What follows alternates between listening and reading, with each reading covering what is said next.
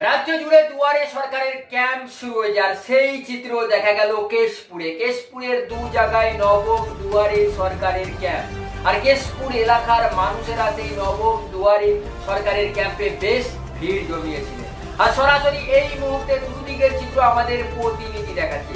একদিকে কেশপুরের কলাগ্রামে নবম দুয়ারে সরকারের ক্যাম্পে 37টি প্রকল্প আছে, অপরদিকে কিন্তু কেশপুরের সাহসপুরে নবম দুয়ারে সরকারের মডেলিং ক্যাম্প হয়েছে, সেখানেও 37টি প্রকল্প আছে।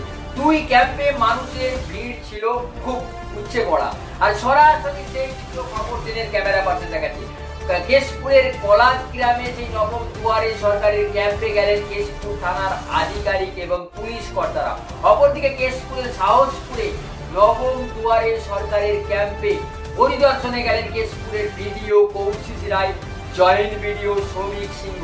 এলাকার মানুষদের কি কি চাহিদা আছে এবং এই নবম দুয়ারে সরকারে কি কি বেশি করে ফর্ম ফিল আপ করছে সেটা কিন্তু কেশপুরের বিডিও কৌশিক রায় দেখছেন। এর সাথে সাহসপুরে নবম দুয়ারে সরকারের ক্যাম্পে কিন্তু বাল্য বিবাহ, যে বারবার কিন্তু বাল্য বিবাহ প্রতিরোধ করতে হবে, বেড়েই চলছে, সেটাও কিন্তু তুলে দেখাচ্ছে আমাদের ক্যামেরা পাশে।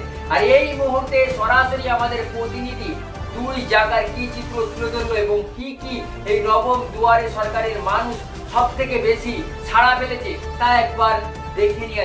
থানার ওসি সহ বিভিন্ন পুলিশ আধিকারিকেরা এই কলাগ্রাম এলাকার শিবিরে উপস্থিত আধিকারিকদের আদিবাসী নৃত্যানুষ্ঠানের মধ্য দিয়ে স্বাগত জানানো হয়েছে। এদিন শুক্রবার সকাল থেকে বিকেল পর্যন্ত জমাটি ভিড় ছিল স্থানীয় গ্রামবাসীদের বিভিন্ন পরিষেবা নেওয়া। দুয়ারে সরকার শিবিরে জমিয়ে ভিড় সাহসপুরে। কেশপুর ব্লকের সাহসপুর এলাকাতে দুয়ারে সরকার শিবিরের একাধিক আধুনিকতা আনা হয়েছিল শুক্রবার। এই শিবিরে কয়েক হাজার মানুষ উপস্থিত হয়েছিলেন। শিবিরের পূর্ণাঙ্গ কর্মসূচি পরিদর্শনে উপস্থিত হয়েছিলেন কেশপুরের বিডিও কৌশিক রায়, জয়েন্ট বিডিও শ্রমিক সিংহ, ছিলেন স্থানীয় গ্রাম পঞ্চায়েতের প্রধান সহ অন্যান্যরা। শিবিরে 37টি প্রকল্পে পৃথক পৃথক কাউন্টার দেওয়া হয়েছিল। একাধিক নতুন উদ্যোগও ছিল এই শিবিরের মধ্য দিয়ে। শিবিরে আগত মানুষকে তাদের পরিষেবা বিষয়ে নিশ্চিত করতে তৎপর ছিলেন বিডিও সহ আধিকারিকেরা।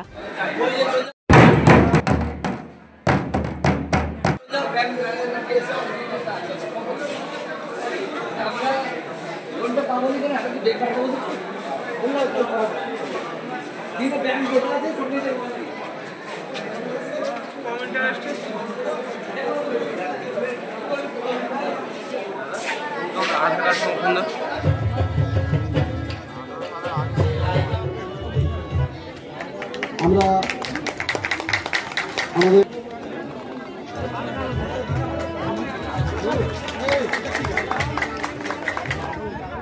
কিছু আমাদের নেতাদের ব্যক্তি বলার জন্য অনুরোধ করছি। আমরা আমাদের নবম দুয়ারে সরকার মাননীয় মুখ্যমন্ত্রী প্রেরণা, উদ্যোগ এবং প্রচেষ্টায় আমরা এই প্রোগ্রাম করতে পারছি। আপামর জনগণের কাছে আমাদের যে পরিষেবা, সরকারি যে পরিষেবা, সেগুলো আমরা পৌঁছে দিতে পারছি। এটা আমাদের